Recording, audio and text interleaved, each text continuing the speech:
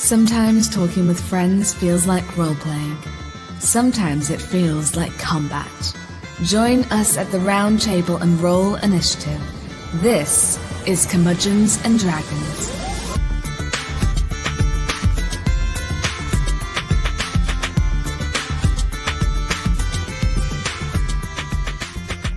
Hello, adventurers. Guys, welcome to Curmudgeons and Dragons. My name is Jason Portizo, and today I am joined by Mr. Greg Genovis. Hello, hello. What's up, Oh my Greg? God, we made him Mr. this time? Yeah, he's been promoted to Mr. Hell yeah. I think he's actually lost several ranks in the interim. That's what happens when you don't show up for He lost recording more. sessions. Yeah. Bitch. I tried my damnedest. And your yet, damnedest sucked. Okay. No, my computer sucked. I didn't. Okay, next time try my damnedest and actually get there. Everything Greg owns broke in the middle of recording, actually. That was kind of fun. That was fun for me to clean up. Thanks, Greg. So, I'm sorry. good Greg made job, it. bub. Greg is here for now. We'll see how that goes. But welcome back, Greg. Josey Diaz is here. I'm always here. Even when Yeah. you can't hear me, I'm there. Well, Yeah, unless except your for that one wrist time is you weren't broke. there. Listen, cocodamol is a very strong drug that makes me very sleepy. Guys, I can't talk on a microphone. I hurt my wrist. That's what you It's said. not That's that what you my said to wrist us. was hurt. That's what you said to us. That is what I said, but that's not what I meant. Again, I had taken painkiller. I hurt my wrist and I can't form coherent sentence. Okay, that's fine. Yeah, that probably would have been a better show. Yeah, I'll take but I I'll take a can't. Libby Josie. Yeah. It's try my hardest, but I don't always succeed. I was gonna say let's take a bunch of painkillers and do a voice acting episode, but that sounds probably illegal. So today's episode, I had this idea for a little bit, and I'm glad that we finally got a chance to do our schedule, our recording schedule finally allowed for it. I wanted to do the third party book club. I have a shelf full of, it's not full enough. I need way more to call it full. But I've got my D&D shelf behind me. You can see a little bit on the YouTube. One of the shelf in the bookshelf is dedicated to third party books. And I think these are just excellent resources. Obviously, the first party stuff is first party stuff, and you kind of have to have it. But the third party stuff I have learned so much from, and it's such great supplements. And I thought this would be kind of a cool way to spotlight our favorites. Yeah. I think unofficial guides are really fun. I don't know. The people that are like, okay, I take your standard rules, but what if, and ran with that. I love that. Yeah. Oh, yeah. Plus, Or using- supplementary stuff is always fun, where it's additional things to think about. Yeah, let other people do your world building for you. You don't have to do it Exactly. Yeah, and there's companies that are these printing companies that have made tons of just excellent material that is almost seen on the same level as first party stuff. We're looking at Cobalt Press, Sky Flourish. Like these are like just excellent writers. And we'll get to those books at some point. But the books that I want to cover today, we're going to kind of lump two of these books in together. And the reason I wanted this to be the first one, we've referenced this book on the show several times. So we're going to talk today about Keith Amon's The Monsters Know What They're Doing. Combat I love Tactics that one. for Dungeon You Masters. could actually say, realistically, that we haven't shut the fuck up about that one. We reference this one a lot, and we're also going to, and I'm going to get them up on the video here. There we go. If you're watching YouTube, you can see that. But I'm also going to hold up more Monsters Know What They're Doing, and they're very, very similar books. So we're going to lump these into one episode. One big book. Yes, one big book, and these are pretty hefty books. They each are. one is roughly, let's see, got over 500 pages. Over 500 pages. Is it hardcover? Yes. And are the I would pages say like these are full these- color illustrations? No, this is very text only. Okay. No illustrations I was at just all. wondering. I'm very interested in the publication process. I just want to know. like, okay, there is, hang on, flipping through this. I do see one full page black and white illustration. Okay. Literally one. It's probably at the top of each section. They are. How will I read it if there's not pictures? I know. This kind of has like Your the damnedest. size of the book, and not only the thickness of it, but like the size of the actual like the dimensions of the book. This reminds me of like a Harry Potter book. It's that's kind of what it feels like on my shelf. So, Greg, you've read this, right?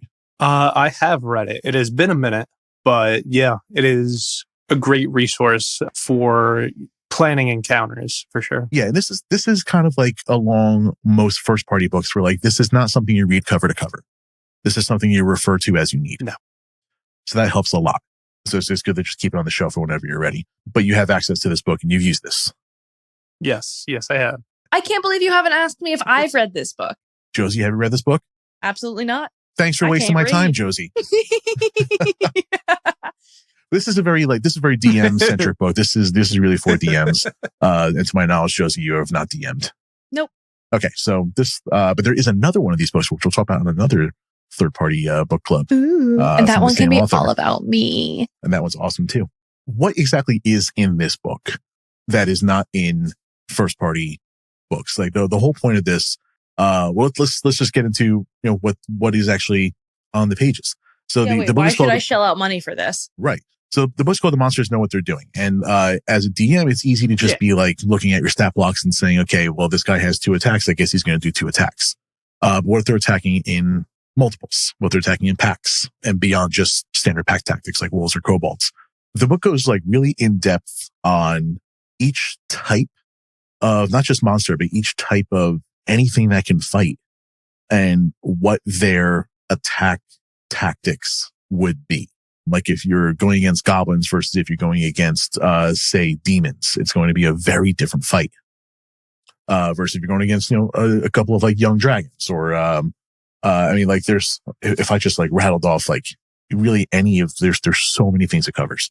I'm just going to pick any like 3 things on the page, like a fight against, vampires versus being a fight against golems versus a fight against chimeras.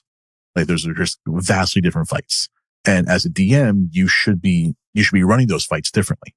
Oh, so this kind of gives the psychology behind each type of encounter, and how they would treat that fight. Ooh, I'm a huge slut for psychologically profiling fantasy creatures. It's kind of what it's doing. Is that a fair assessment of the book, Greg? Yeah, that's almost exactly what the book does. The concept of monsters know what they're doing feels like Steve Irwin wrote a fantasy book. Kind of, except how they fight and not how they're not just the cuddliest.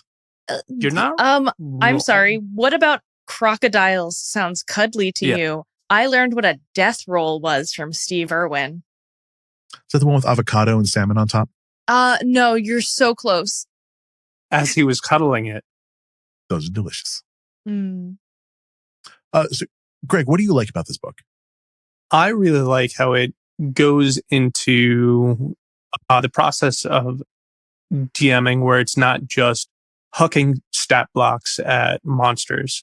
It really gives each individual, like I'll say, like class of monsters, different feel. So you're not just going. You're actually just fighting this stat block in the shape of a goblin, and it really helps differentiate. Try it again. See if you can do it. Sort out. I don't like that word. Do you want me to say it first and then you can say it back? Differentiate? Breakfast. There you go. Yes, please. Differentiate. Thank you. I think the feel of each combat. I think a lot of DMs will fall into the trap of being like, okay, I need something for them to be fighting at this point in the story. This stat block looks nice, and then not really account for other aspects of a monster, like their behavior types. Like, is it a type of monster that is immediately aggressive upon seeing you, or is it something that you will have to engage in and it'll have to feel threatened first? It also helps with the why of the combat, where it's like, why do you need to be fighting this particular monster at this time in terms that make sense with the story that you're trying to tell? What is the breakdown of the book? Is it just like, this is what a monster is, like this is what a golem is like? Is it like Fantastic Beasts and where to find them, or is it? I wouldn't say it's quite like that, because that's a little bit more stuff you'll find in like the monster manual, but this is really just like fighting tactics. I'm just going to just flip to, let's look up, let's go to orcs. It's on page 25 in the humanoids section, because this gets granular. I'm just going to look over the kobold section real quick, just because it's a much, much shorter one. I picked orcs, not realizing it was like 10 pages, but kobolds is over like a page and a half. And just kind of summarizing the whole thing, it starts off by saying that the kobolds are similar to goblins, but different in very significant ways. Talks about their intelligence, wisdom, constitution being all lower. And it does a good job of mixing game mechanics, like talking about things like sunlight sensitivity and pack tactics, while also mixing it with some lore. And I'll just, a line here says, Cobalt society has evolved to be highly cooperative. Unlike goblins who are forever squabbling and looking out for themselves, kobolds instinctively work together even without having to discuss what they're doing. And this kind of plays into pack tactics. So giving you a what with some game mechanics and then a why behind it at the same time, pretty seamlessly. I would even argue that this book is just as much for players as it is for DMs. If you have a character that's very like research based, if you have like a druid that is specialized in a field of like, if you've been studying pixies for the better part of 2 decades, it would help if the player also had some knowledge about the mechanics of pixies within the game, as opposed to just being like, yeah, I know a thing or two about that, and be like, okay, yeah, name 3 things. And it's like a character who has a story reason to know these things. I think this is some information that the DM can lead that character to know. Yeah. Lest we get into metagaming talk. But it's not unfair to recognize that they fight differently, and that, if you encounter these things, you can notice that last time we encountered these things, they did this. Yeah, this is great for like characters with like high survival checks, that kind of stuff. Yeah, so my question for Greg was, what was your favorite part about this? This is easily my favorite part, where it's just like seamlessly the why behind the what. Like, yes, they have pack tactics, but why? And like, okay, if they are very goblin, like, why are they different? They live in the darkness because they have an aversion to sunlight, not because goblins just like to ambush people. So they don't have to live in darkness, but they kind of choose to because they can get a better jump. And this information is all over 500 pages of this book. I love reading encyclopedias. It is kind of an encyclopedia. This is more of a, it's less encyclopedia. I know I said that very sarcastically, but I meant that genuinely. I recognize that. That wasn't what I was making fun of you for. This book, I would say, is less encyclopedic, where like the player's handbook is very encyclopedic. This is a little bit more almanac. Okay. Or like, or maybe like nature guide. This is very nature guide. This is something you would give to like scouts. Because this, like, from your descriptions, it sounds like something I might honestly like read in my spare time. Just be like, there's just so much here. Yeah. Sometimes it does kind of feel like a trail guide almost, where it's like, hey, this is something you might encounter. Here's some lore on it. Yeah. And as a player, that's great. And of course, as a DM, if you were using a pre-made module, or if you're making your own, whatever monsters you throw in there, maybe just take an extra minute to read a couple pages on how that fight should be structured. Get some tactics on there and let those fights feel like they're actually fighting this thing and not just, random skeleton skin number 17. For sure. So then the question is, we just kind of answered it, but the question is, who is this book really for? DMs and people like this bitch. Yeah.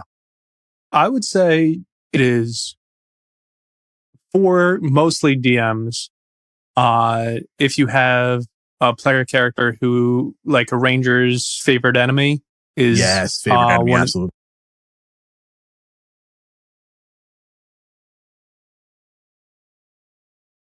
Yeah, favorite enemy, I would absolutely just, I would like screenshot it and just give it to them.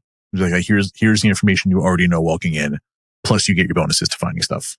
My next thing here for the third-party book club is, what's your favorite section of this book? This book isn't really in sections. It's really just kind of like a lot of very similar information presented for lots of very different things. Like, I wouldn't really say that this has sections. What is the grouping? I heard you say humanoids.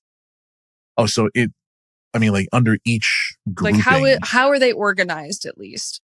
I'm just going to read down this table of contents, and this isn't like each individual thing. So like humanoids covers goblinoids, kobolds, orcs, gnolls, lizard folk, etc., and it goes down like a whole page. So mostly bipedal stuff. That's humanoids. And then there's humanoids, NPCs, monstrosities, dragons, giants, undead, aberrations, fiends, celestials, fae, elementals, constructs, oozes and plants, and beasts. I just want this book so that I can learn about these things in the world. That's in the first book. I mentioned that there's a second book. Oh, wait, there's more monsters and what they're doing.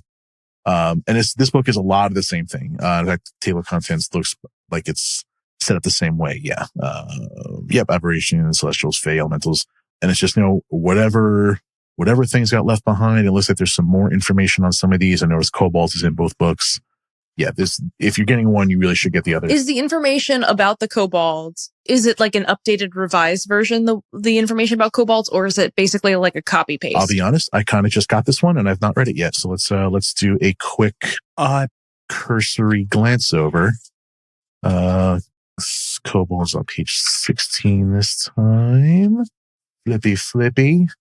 15. We love a 15, flippy. 16. This is adding on something. Oh, wait, this is actually a few pages this time. Oh, kobolds are getting their come up. Oh, yeah. Okay. So it's like a revised and updated version of some of the previous information. This goes a lot into Volos. Oh. Goes into Kobold Dragon Shield, Kobold Scale Sorcerers, Kobold Inventors. Yeah, this goes into their society stuff. A lot more information. Well, in Volos Guide to Monsters, there's a lot more kobolds in there, so it's going to cover that stuff too. So, excellent update. So the question is, how are we going to rate this? Now, this is the first one of these we've done. We don't have a rating system. So, I'm just going to say these are both an absolute must own, especially for DMs. I, as a not DM, really want these books. How much did you say they were? I got them here for $28.99 US. That's, considering they're 500 pages and hardcover, it's not terrible. Not that bad at all. Anything under 30, anything under like $40 is like, yeah, what I like would typically consider like normal. Like how much is a standard like first party book? Is like maybe 150 to 200 pages. Yeah. 50 so to this 60. is a lot of bang for your buck like in the terms of tabletop RPGs.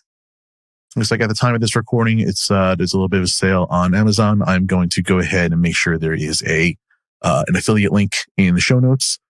So if you want to go pick that up and give us some commission while you're doing that, it'd be awesome. Yeah, I will have links to these two in the show notes. But we all agree this is an absolute must have. This is incredible. I got my copies. Greg, you have access to copies. 100%. Josey, we'll see if we can get you some. Yay! Yeah. If you have a third-party book that you want us to cover, send us the title. And if we don't already own it, we'll go out and grab it and check it out. Even if you think it's a bad book, because these can't all be good. I know there's bad third-party books out there. I don't think I own any bad ones. We need one. The ones I have are pretty good. But avoid it. I'll borrow one from the library if it's a bad one. This is a segment that I want to do for a bit. So please send us any books that you want us to talk about on the Third Party Book Club. Otherwise, the absolute best thing you can do for us is just share the show with people you play with. I mean, if you're playing this game, you've got at least, if you're a DM, you should have players. If you're a player, you've got at least a DM. That's at least somebody you can share the show with. We need to get those numbers up. I got some plans for when we hit some milestones. I'm going to keep to myself what those milestones are, but I've got some numbers in mind. I have ways to measure stuff. And like when we hit certain milestones, I've got some very, very cool ideas that's going to involve you, the listener. It's going to be, we're going to get a lot more interactive. But, if I do it too soon without the numbers being there, it doesn't make any sense to do it. So share the show. It's free. It doesn't cost you anything to just tell someone, hey, I listen to this podcast. It's cool. Go check it out. And that's all I got for you. Until next time. Right? Oh, I like this section. I wasn't really sure how I was going to like third-party books just because. I'm always down to review a third-party book. I'm used to reading like shitty, like released on Amazon ebooks for like 99 cents that are full of spelling errors and things and not grammatically correct. And you have to like fight your way through it. Those books are out there. And there are some books that are like just glorified, like bad homebrew. Where it's like, okay, get the shit out of my face. Yeah, I was going to say, if you want bad homebrew, there's forums for that. You don't have to put that into a book. But you know what? Some people still do. There are third-party books that are essentially just really good homebrew. To me, because I'm looking at the entire Kobold Press line. Yeah. Was it the Creature Codex and the why can't I think of the title of it? I had to turn around and look at the book. The Tome of Beasts, which the third one is coming out very soon. I got on that Kickstarter. I have a few Kickstarter books coming in, so I'll have some good fodder to talk about soon. Ooh, I can't wait. So that's it for today. Josey is online at Goblin Scratches. Yeah. I'm online at Jason Portizo, and Greg is on the show. Jim will be here next time, hopefully. Maybe not for the horror story because we're going to record that in about 5 seconds. So you don't have to do that. But you can go find Jim at Jim Likes Games. Wherever we see you, we'll see you next time. Guys, thanks for listening. Take it easy, guys. Okay, bye. Bye-bye. Thank you for listening to Curmudgeons and Dragons. Please share this with your favorite adventurers. Leave a review on Apple and follow us on social media. All links can be found at curmudgeonsanddragons.com. Practice safe adventuring, my friends. This has been a JTP Audio podcast. Thanks for listening.